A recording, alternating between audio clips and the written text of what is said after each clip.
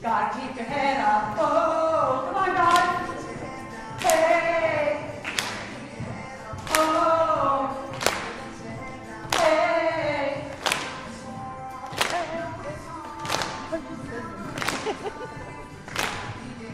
Oh. Hey. Right? You gotta have courage to come up here and sing when you know your daughter's sitting there telling you year after year, Mom, please don't sing in public. You have no rhythm, no tune. It's okay with me. The reason I chose this song, and I was driving to Toronto actually to a trade show last weekend, and the song came on, and all I saw was everything we had in the vision, which grace to my daughter for putting this PowerPoint together for me at the last minute. All these things we do every day. Boom, boom, boom, boom, boom, flashes, you know. Everything you see on it, the children, the husband, the boyfriends, the secret boyfriends, I don't know. The demands at work, your boss or your employees or the bankers or the accountants or the government. Every single day. One of the reasons I'm really happy to be here today is to share with you how I got through that and how I continue to get through that. I'm a very strong advocate of no excuses. I'm a very strong advocate of you can do it. In fact, you know that expression, you snooze, you lose? I said just do it long before Nike ever did. But they trademarked it before I did. Now I own a whole slew of other trademarks, just in case. These are some of my little mantras. We do a lot of different things on our Facebook, one of which my SM people, social media, SM, right? SM people ask me to do little mantras and expressions and things. For me, at the end of the day, it's always, I'm so bloody glad to be here every day, right? No matter what you have to go through. I know when I wake up, I'm just glad to wake up. You know, what time zone am I in? I don't know. I'm just glad to be there, right? That's the greatest gift. Everything else we can work on. When your breath is gone, your breath is gone. You can't change that. Everything else can be changed. Always live in a moment. Tell you a little bit about that, and then I'll tell you a little bit more about who I am. For me, always living in a moment is very critical because we have some, you know, really bad, like waking up in the middle of the night, hyperventilating, where your husband, remember, I had a husband, he's not a husband, where your husband is like scared out of his mind because he can't wake you up, you're hyperventilating in your dream, right? This is stress. You know, this is hair loss stress, early menopausal stress, all those things. But it's not a big deal unless you make a big deal about it because there's always a way out. See that one over there where you can't see the face doing this? Where's that, Vegas or California? Vegas. It was really cold. I don't care what anybody says, Vegas can get really, really cold. And we went on a little candy, what did we call it, a little jelly bean candy trail. We actually went on the highway, like we all looked like little jelly beans driving on the highway, and then we went into the hills and things. That was me. If it doesn't feel good, don't do it. I'm never doing that again. It was just cold. It was like no roof, no heat. But I did, living in a moment with my daughters and my colleague. You know, these are the pictures she chose, and I'm really glad. Again, living in a moment. This is, if people saw me at home, they'd say, who the hell is that? Because they put you as a persona. You know, that's the levels we've reached. They put you as a real persona. But this is Lina Kennedy, right? As a persona, it's always Lina Kennedy. But you go home, you work on your t-shirt and your sweats like everybody else, and you just hang with your family. That's the moment. Doesn't matter. Nothing else matters, right? That's the moment. And every moment counts. My grandchildren, I have another one on the way. They all look Mexican because she's Mexican. My son's jeans have no power. You know, we say, well, the power. He's got none. None at all. Blonde, white, you've never blue eyes. Every child is dark, beautiful, dark, scared, dark eyes. We're hoping this one maybe she'll have a little bit of Jason in her. And then the last one, we can blame her for this. Talk about living in a moment. We went to Darien Lake. What was the first one we did? The one where they bring you up and you pull the cord! Like, don't pull the cord, Nadine. Don't just ask him to bring us down. Click! Not a word out of me. I have been through hell and back in business, but I have never been as scared as I was in that. Not, oh guys, if you knew me, not a word. Please God, just let me live through this. And all I feel is like free fall, and then we're going out that way, and I'm like, oh, gee, God, please don't break this rope or whatever the hell this is holding us. We made it. Like this, when I got out, right? My whole body was like putty. Okay, we go through the whole, my little nephew, like, yeah, way to go, Angelina. I know I did it. We're walking out of the Darien Lake, and there's one more thing. Nadine asks everyone, so who wants to come with me? Nobody wanted to go with her. That thing over there, do you know what that is? Have you been to Darien Lake? Do you know what that boomerang is? It's an automatic facelift. That's what it is. So she says, Mom, you did the big one with me. Why don't you do it? You're okay. One more for Lina. Let's go. I break through my fears on that day. Just so you connect, there were so many things going on in the business in that period that I had to do something to show me I can break through it. And so I tested my own limit, because I'm like fear, not of speed, because I'm a pretty good driver, but fear of height, right?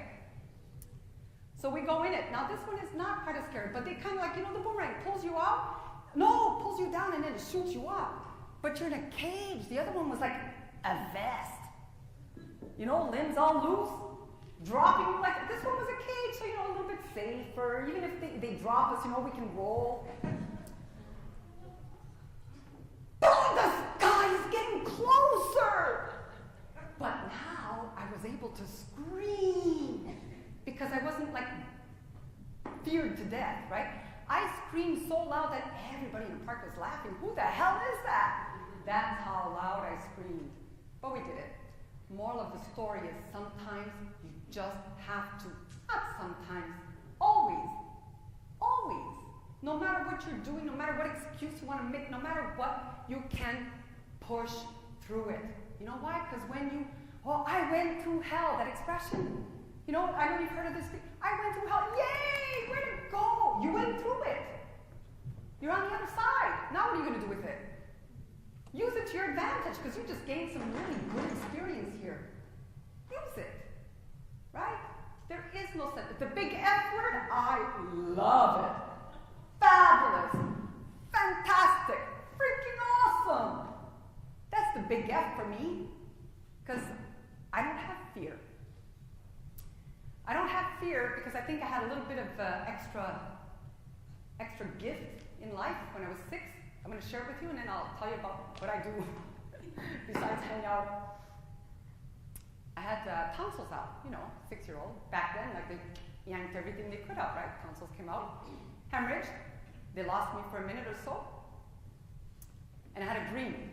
I can't say what it was. I was 6 years old. It was a dream. In that dream, I was looking down, oof, really, God is my witness. So happy I don't have to go back there. So happy. I didn't see like the lights and, you know, all the, oh, none of that happened. But it was a really calming, beautiful, euphoric moment for a 6-year-old. But there was no age in my brain, you know, it wasn't like an age feeling. And I'm looking down and I see everything that's going on and just glad it's over.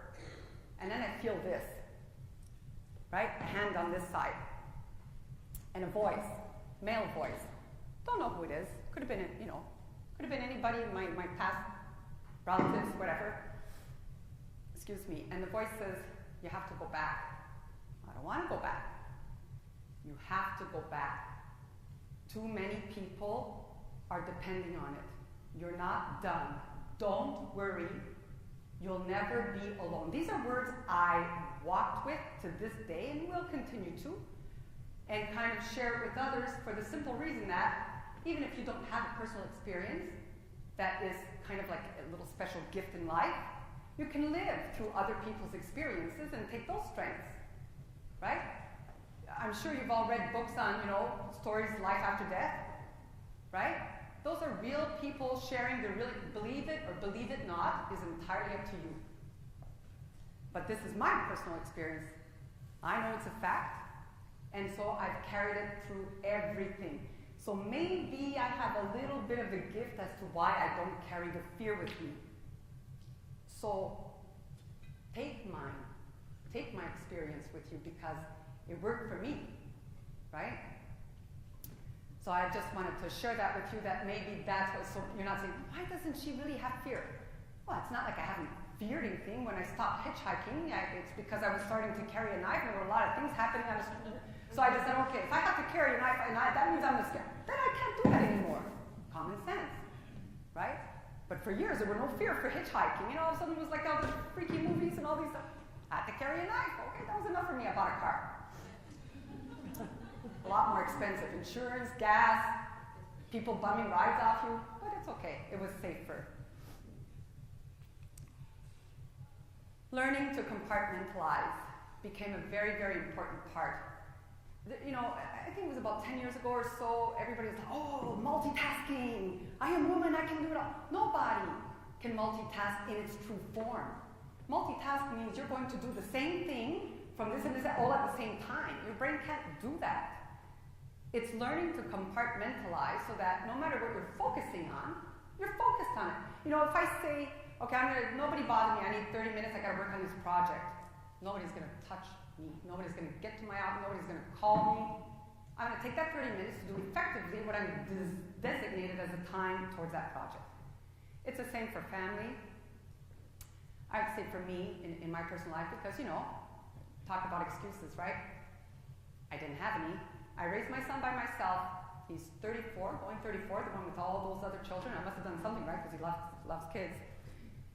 My two daughters, I raised them by myself from the ages of 4 and 5 and never took a penny from either man. Now, you can imagine that's why they're my friends, right? Because we never had to fight. I refused to fight. Both times I made the decision to be alone, by choice.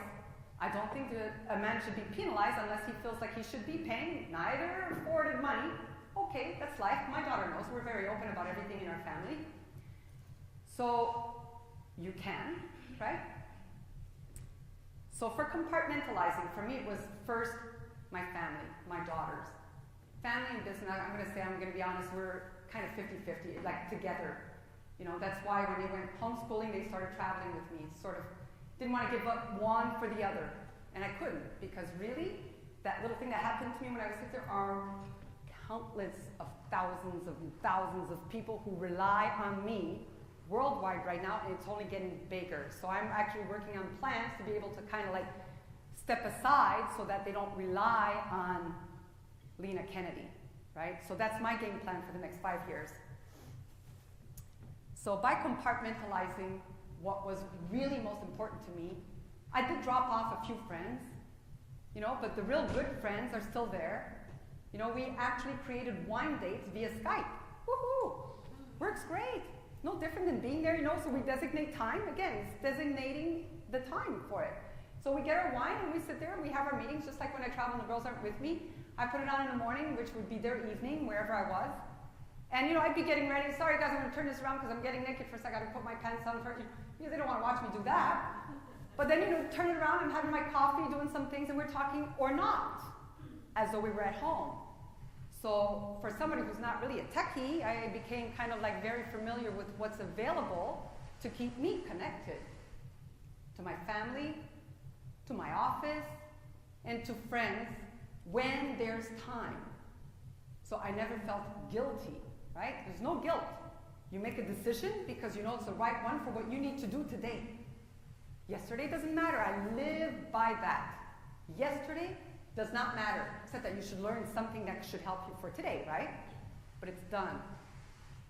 Tomorrow's not here yet. I live by this also, although I'm very prudent and am a planner. But my actions and my thoughts are for today. And I will teach you something for you to go away with, take it or don't, that I've shared with so many friends and my brother, God bless him, one of them, the older one, Siamese twin, he's 11 months older than me. And it's changed his course of life over the last, I think, 5-6 years. We've been like communicating every Sunday, no matter where I am in the world, we communicate every Sunday.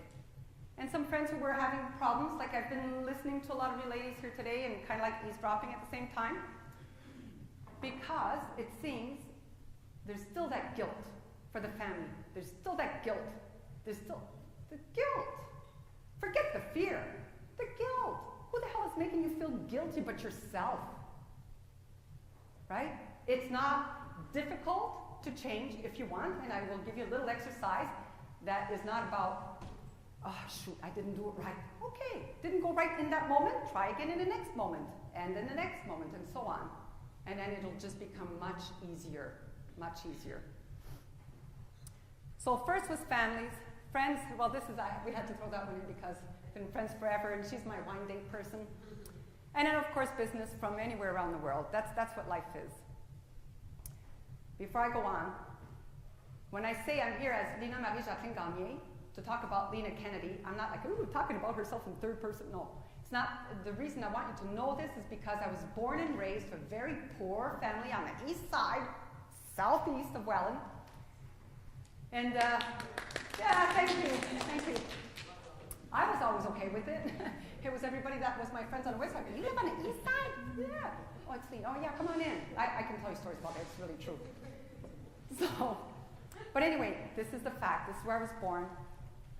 This is what I was raised under, very, very poor conditions. Financial, okay? Don't misunderstand. Financially poor, because Grand-Maman Gagné is like what? Powerhouse of my world. 4'10", midget, almost a legal midget. So, even if I was born under that, and you know, we grew up under major alcoholism. I just couldn't stop drinking. No, not me, my father. And you know, he did quit when I was 11, but then it became another issue. Walk on eggshells, afraid to send dad back to the drinking, right? So everybody walk on eggshells in the house. It was like, oh, no break. He passed away a couple of weeks ago. God bless him. He was blessed the day he died, right? My mother, for the first time in her life, has freedom. You should see her. She's like a little smidget on like joyful stuff. She went away for a week over by Ottawa, and then she went away for 2 days. I'm like, where the hell are you? What's going on? Oh, my turn, Lina. It's fun to watch her, right? Not that we're happy my father passed, but like he did nothing. He added nothing. He quit drinking. We were all very proud of him. We supported him, did all the AA meetings and everything. That's why I know everybody by face. Forget the names. And been there. Well, that's also one of the reasons why I stay away from drugs.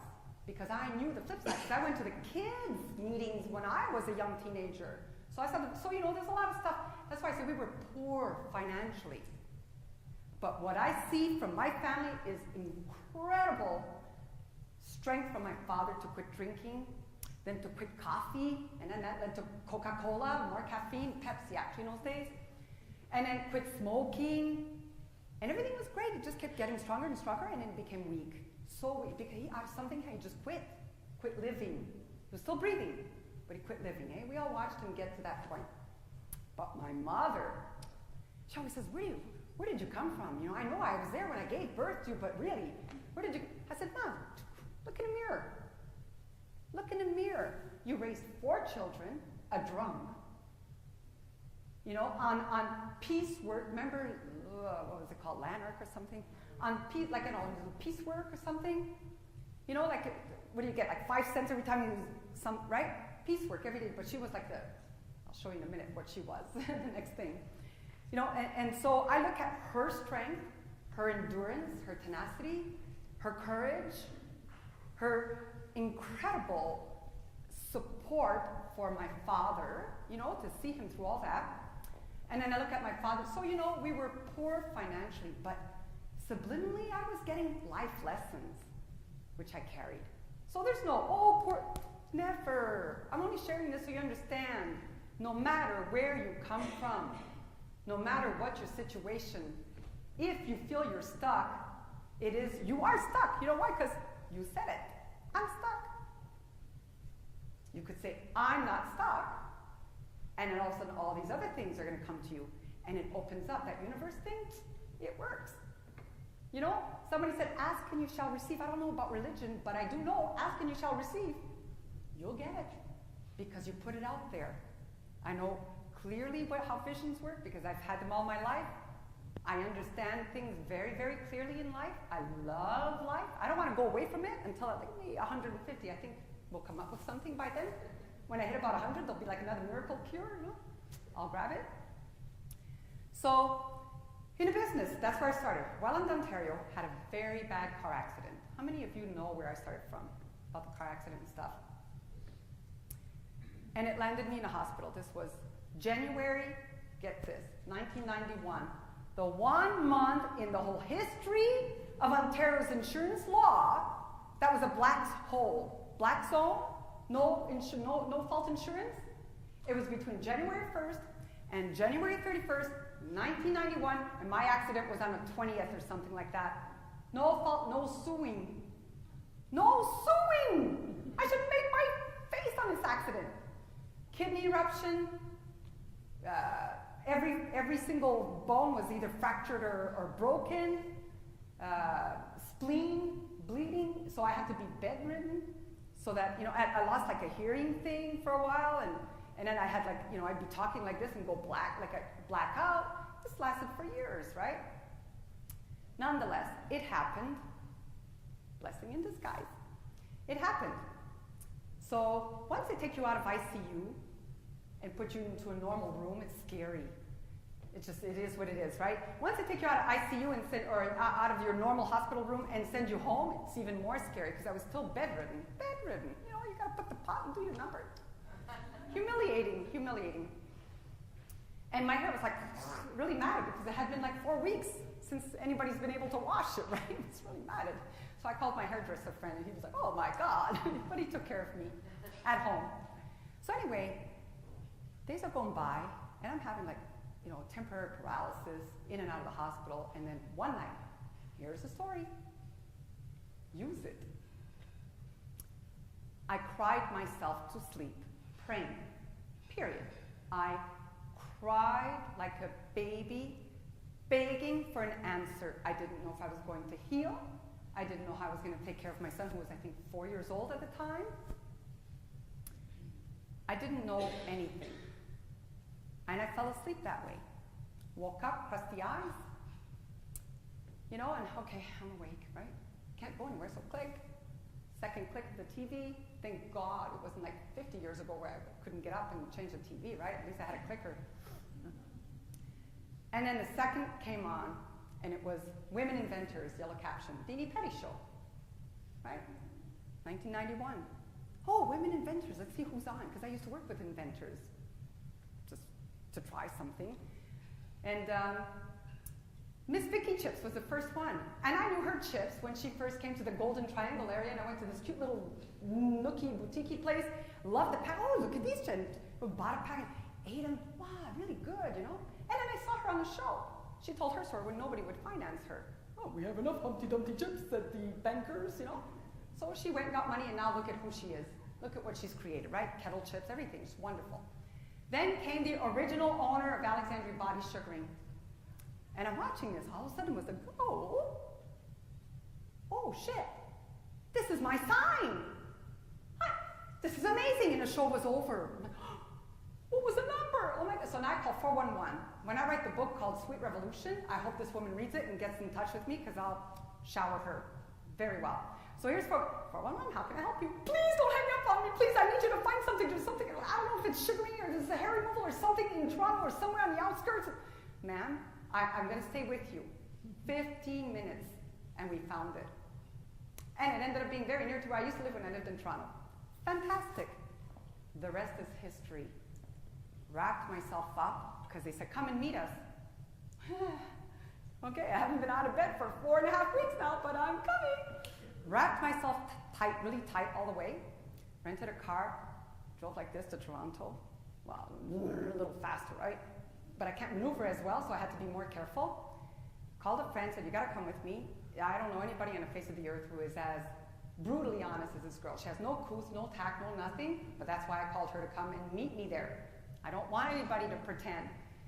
So I said to her, I want you to have this woman do this sugaring on you for the most sensitive place. Oh, my upper lip. Okay, do it. Don't get offended when I say this. So they did her. I'm like, oh my God, you're really red. I don't want to do this. Like, I would not wax. I had friends who, a little bit of this, a little bit of that to go electrolysis and waxing. I'm like, I think I'll just shave. Thank you very much. I know where that took my father. I'm not going there. So, not the shaving. He didn't shave. So, she looked at me and she goes, are you kidding? My lip is normally like a baboon. Really? She goes, Lee. You can't nickname me more than L, right? Lina? Lee. You gotta fucking do this. So that's why I said, don't get offended. Those are her exact words. I would be wrong to misquote it. Do you know that's all I needed? I never looked back. I have been through hell and back so many times. So many times I've had accountants say, please declare bankruptcy, save yourself. I've had bankers say, you're doing too much. You don't know, it's too much. It's too much responsibility. We can't finance you anymore. I won't say which bank, it's the French one. I have had everything happen to me. I have had, divorce. I have had, because I am who I am, and I don't pretend to be anything else. And it was just a wrong match, but hallelujah, because I have two great daughters. Fantastic. So, everything happens for the right reason. You just got to trust it.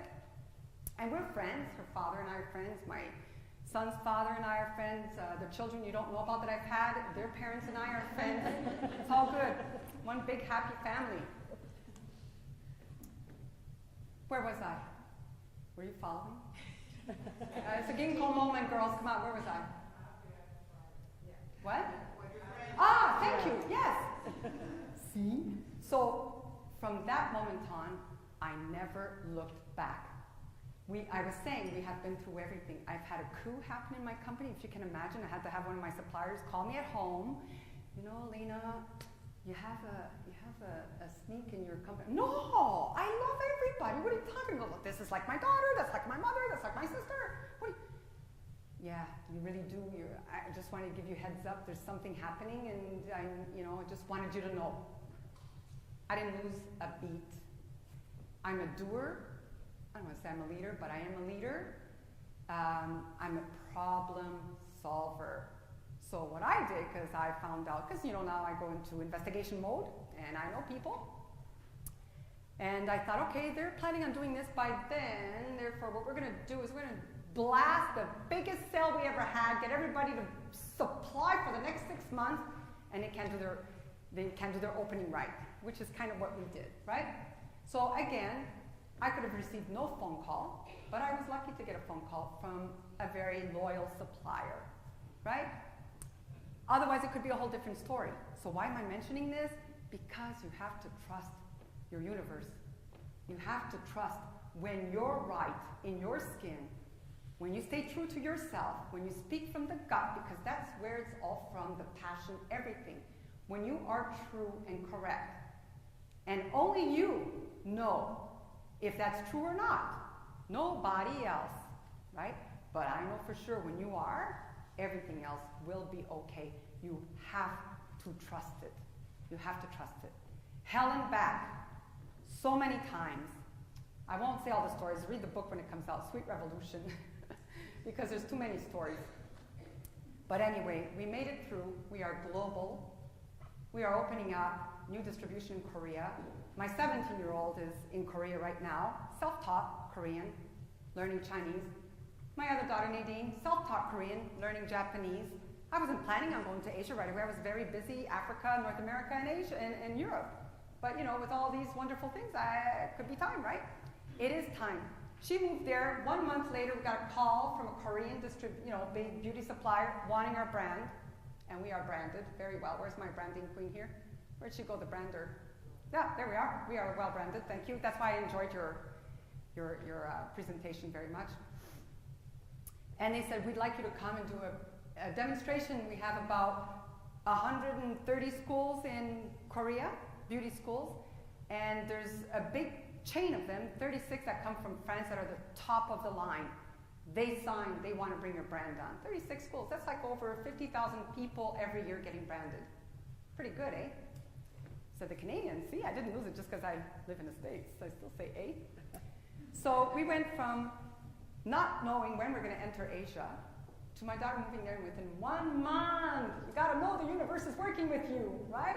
1 month. So she stepped up to the plate because I'm paying for her to be there. Stepped up to the plate to go do a demonstration in Busan. It's about an hour away from Seoul, near where she lives. And did so well, got us the contract, right? Why? Because she and my daughter Nadine have grown up in a household that, what do you mean you can't? What do you mean? What do you mean you're afraid? What are you afraid of? You know, those are so weird to me, to be afraid and think you cannot. Those are not normal in my everyday conversation. It's always, what? I wonder how we can do this. Let's figure this out. Figure it out. And if you can't figure it out, put it out there, leave it go, and go do something else interesting. It'll come. Every single time. If you say, well, yeah, maybe, or, you know, listening to you share in the other room over there, you need to let go, period. I'm going to show you how to do that. So we're proud. I wrote a letter to Lisa Oz yesterday because I want to be on Dr. Oz's show. Why? Because for everything right he says, he's failed us 2 times when it comes to the hair removal industry. And he had a waxer on there just a few weeks ago, and he jumped off the bed and said, that's enough. So I want to do a viral video using that little thing. We'll see what we can put together. So I decided I'm going to write his wife, who is in charge of him anyway. You know, behind every great man is a better woman. In this case, it's really, really true. She owns him. He does what she wants him to do. And they live in Jersey, and we're opening up our, it'll be our 3rd one, Body Sugaring You franchise by, it's a training and distribution facility by Alexandria Professional, and we're opening up in Jersey, and I thought, ooh, she's living there. Okay, let's see what we can do. So I sent her a really good letter. And who spoke about the eyes? You know, don't do the eyes, the knees, the eyes. I don't remember. I think it might have been you, actually.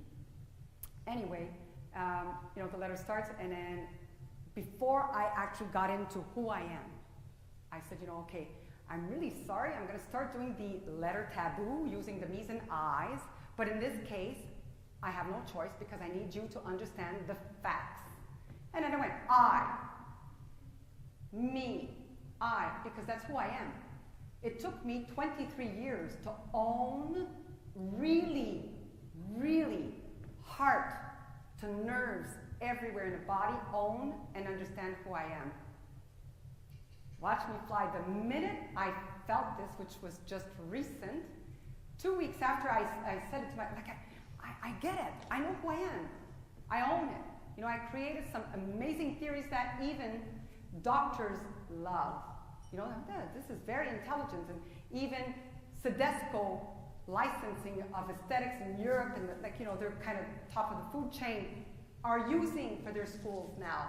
So we've done some amazing things. That's why the book is Sweet Revolution, not just my personal life, but, you know, from waxing to sugaring. And I know who I am. I don't even have to go into that. It is what it is. Where was I? Better be listening. The letter to Dr. Oz. Ah, thank you so much. Really, ginkgo, huh? So I did all that, and then at the end, because I want to get on her, I said plain and simple, I want to be on your husband, Dr. Oz's show, representing our brand. Why? Because he has not been successful at expressing what hair removal is, and I know if I sit with him for 1 hour, he will say in front of all his viewers, well done, Lina. And mark these words, guys. I get on, mark these words. He will say, well done. You know why? Because there is nothing else to say. I have sat with the best and the worst, most intelligent, none. It doesn't matter. I know what I created. I know what I pioneered. I know what I've done for the beauty industry, and it will not go away for a very, very long time. In other words, it's going to be generational That's why I'm training this one and the other one and hopefully the grandchildren and so on. When I write the book, I'm dedicating it to all the future owners of this company, my grandchildren. Because I've seen it. I've seen everything I do. I even know why I'm here today, not just to speak with you. I don't want to talk about how you can grow your business. I want to talk about what you can do to help yourself. And then everything else will change. Because your attitude will change. So let's go on. Am I running out of time? You gotta, so sorry. Okay, I'm sorry. Back burner. I have the biggest chef's kitchen in the world. I have side burners, back burners, behind back burners. I have enough ideas to carry me through to be 150, at least. That's why they're gonna have to find something. I'm gonna have to, give all my ideas, like your dream the other time. Just, how can I write all these things on and tell them? She's a visionary as well. She had her first bona fide vision. I was like, so proud, so proud. And now she's shy that I even mentioned it. Here you go, controlling your thoughts. This is what I've been training my friends on. Not training, teaching. Actually getting angry and say, okay, that's enough, just do it. It's as simple as this. I know some of you might think, oh, it's not, but I'm just telling you it works for me. If you want to try it, you try it. If you don't want, it's okay. But here's how I do it. I can have over a bazillion thoughts come in at the same time. I can handle those when they're business related and these things and ideas. What I can't handle is negativity, fear. That's why I say it gets easier, because now it's not even a thought, right? But I had to get there. Dr. Phil started. When I skipped out of school when I was a teenager every single day, I got my education from Dr. Phil before sensationalism, TV. He was really great. There's not Dr. Phil. Phil Donahue. Did I say Dr. Phil? Oh my God, no, sorry. I'm not a fan. No, I meant to say Phil Donahue. Phil Donahue, not Dr. Phil. He should have been the real Dr. Phil, because he was a giving, heartfelt person. He really brought guests on to help you. Who said they were really shy, right? I would go to school. Hi, Lina. That's what the boys would do. Line up, say hi to me so they could see me go blood red in my ears. That's how shy I was. So humiliating. I had fuzzy curly hair way before it became fashionable. And buck teeth. And I was skinny where they would say, turn sideways and you look like a zipper, because I had no boobies either. That's what I remember. That's what I remember. That's what I had to live with, right? I didn't want to be at school. So I learned to forge signatures and write perfect exams, and just, like 99 out of 100. And cut here, Mom, it's a lot. You have to cut here, just sign way at the bottom and write my note. I could write a book on how to skip out of school. I was so good at it.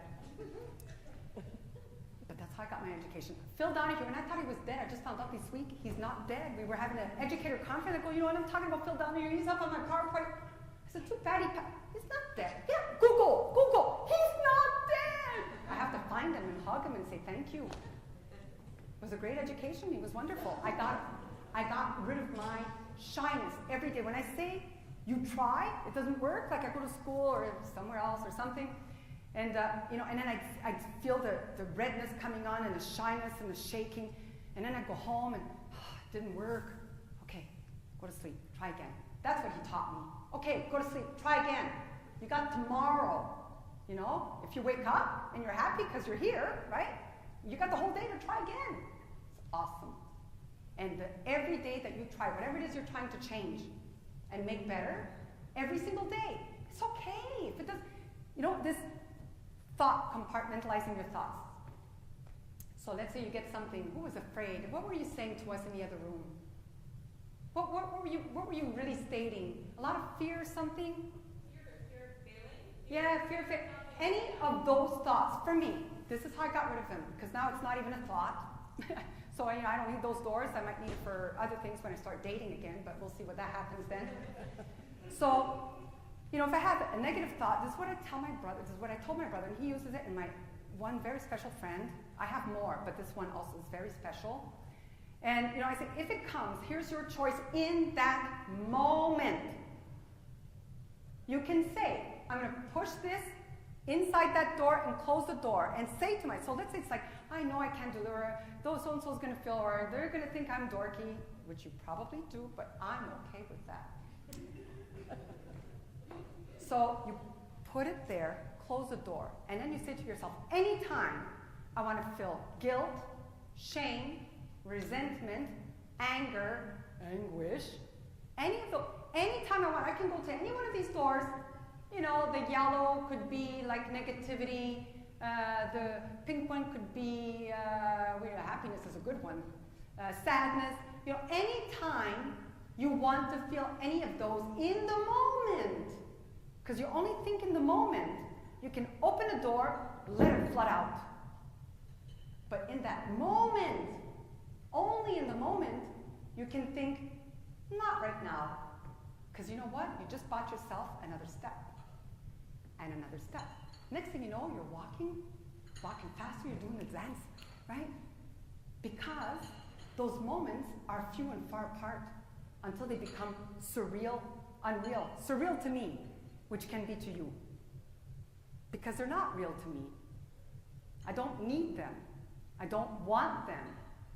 So if I do ever get a moment like that, I will use this concept so that I can keep my energy on what needs to be done effectively today, in this moment. I wish for you to try, and not try, to use it. Because you try. Okay, you can not make it so great today, but there's a next moment. The only time you can fail, and I am living proof of this, the only time you will ever fail at anything is if you quit. That's it. Was that a serious enough face? Because I meant it. What are real sacrifices? Oh, I have to sacrifice my family. Oh, I got to sacrifice my money. Oh, really? You're here because you choose to do whatever business endeavor you're in. Right? Against everything, all these negative things, you're still here. And you're here because you want to learn something that maybe will help you to go another step further or more. There's no limitation, right? So is it really you're putting money into your company instead of going to buy, I don't know where you shop, but my clothes were very expensive at one time, and I've learned to taper off because fashion comes and goes anyway. So, you know, you're spending hundreds or thousands on clothes, and now you can't because you want to put it. Is that a sacrifice? I don't think so, right? You're not eating out as often as you would like. Not McDonald's, whoever brought up McDonald's all over the place. Somewhere nicer. That's not a sacrifice, that's a choice. Those are choices. You know, we need to redefine what sacrifice really is. Because when you make a choice, you're making your decision to do something you choose to do. It's not a sacrifice. The time, oh, geez, you know, I'm a business owner. I've been working like 20 hours a day. Where's the sacrifice? If you want to have an hour with your children, you book it in. You know what I said earlier about compartmentalizing, living in the moment? You just put it in. Like when they were younger, you know, I sang, I know, I'm not going to sing it though. I would sing them a song. She's angry because I sang it to the grandchildren. I would sing them a song. I would read stories every single night, come hell or high water. But after that, I would da-da-da-da-da-da-da-da, right? They were taken care of. You can. So to me, when I hear, I sacrifice so much, you just want to play the violin, good job, poor thing. Forget all that, because you should be able to do that for yourself. You shouldn't have to have this from others. When you are true to yourself, nothing. My daughter wrote, what did Victoria put on her timeline? The more you, your decision, this is my other daughter. The more you love your decisions, the less you need others to love them. Did you hear that? The more you love your decisions, the less you need others to love them. It's my 17-year-old. Is that not crazy? I don't know if she's told it and plagiarized it, but that's what I saw on her Facebook, not Facebook, her Skype or something. Yeah. So, you don't get a lot of... I'm told I'm an extremely empathetic person. Worldwide, in other languages, people have my translator tell her she's very empathetic. But I'm not a sympathetic for nothing person. If I say you're awesome, rest assured, I do believe you are awesome. If I don't tell you you're awesome, I'm not going to tell you you're horrible. Just not going to lie, right? Say what you mean. And Mean what you say. okay. Make your plan. And thank you. These are all simple, catchy phrases. Simple. You want to complicate it? Have 2, 3 boyfriends. That'll help it. Live by being tenacious. Do we know who she is? Not Gloria Estefan. What's the other one? Steinem, right? Tenacious. Never stopping. My mother. The ever-ready, the enduring battery, or whatever it's called. What is he? The Energizer Bunny. That should have been Mom Gagne. Right? That's who she is. The Energizer. I can't look like her no matter how much I try. So I can only be captivating in my own way. Right? Helpful. Do we all have to be the Gates to be considered helpful? Helpful could just be helping the woman next door whose husband just passed away, help take something out, mow the lawn. Anything can be helpful. A student, anything can be helpful. You don't have to have these big brand names. Talk about brand names, right? Do you know who she is? My daughter chose her. I didn't even know who she was, so don't be embarrassed. Does anybody know who she is? And what did she do? Huh? She was a physicist and a scientist. She was the first to receive a Nobel Prize for 2 sciences, and she coined radioactivity. She coined radioactivity and she theorized it. Born in the 1800s, in the early 1900s, she achieved all this. That's amazing, right? That's inspiring. So when I first saw her, I go, so who the hell is this? I didn't know who she was. She says, well, you told me to find somebody. I think she's very inspiring. 18 years old. So nothing's too old out there. That's amazing, right? Empathetic. Well, we don't have to give up our world and go and, to be empathetic. You just have to care, right? But just because you care, you don't have to bend your back and break it. You don't have to not be able to say no. Because anyone who is your real friend will appreciate the no. Anyone who's there to abuse you as a friend will be gone. It's okay. It opens up the room for other, better friends. Everybody in my office is laughing right now because I'm a techie. I'm a techie. I'm a real techie. Truly. Watch. I am a techie. If you knew me, you would be laughing with them too. Tenacious? I am. Couldn't do what I've done. I swear to God, unless tenacious was there. Enduring, and then some. Captivating? Don't you think so? Helpful? Yes. But not to the point of forgetting what my responsibilities are first. Inspiring, I've been told, so I can't say that I inspire. Empathetic, also I've been told, like I said, in all these different languages. I've had women come to me when I go to Russia crying, I go to Italy crying, because I'm there. Weird. Lina Kennedy, right? Kind of weird. Please sign my book. And they're shaking. I can't believe you're here. And I think, but this is Lina Kennedy from Welland, Ontario on the southeast side with a drunken father. Hallelujah. I'm good. Therefore, all I say is just don't forget to smile. Thank you.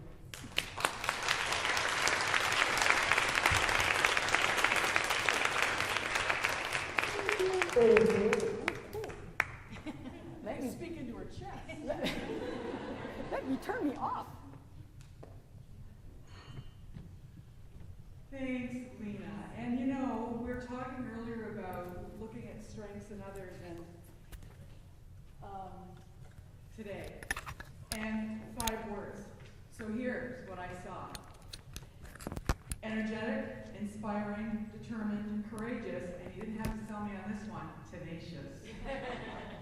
Thank you very much for your inspiring message. We have a wee gift for you. You can actually give it to me because you're there anyways. I'm here anyways. Thank you so much. Thank you. Hope you can get that back over the border. If not, we'll drink it for you now. Do you want me to pack it open now? My husband's from Southeast Welland also. Who is? My husband. Which section? Well, you tell. I don't know. Southeast Welland. Yeah, I don't know. Anyway, it's time for coffee break. And I think we have some goodies. Do we have goodies? They're on their way out. Goodies are on their way. So let's have a little stretch and we'll see you back.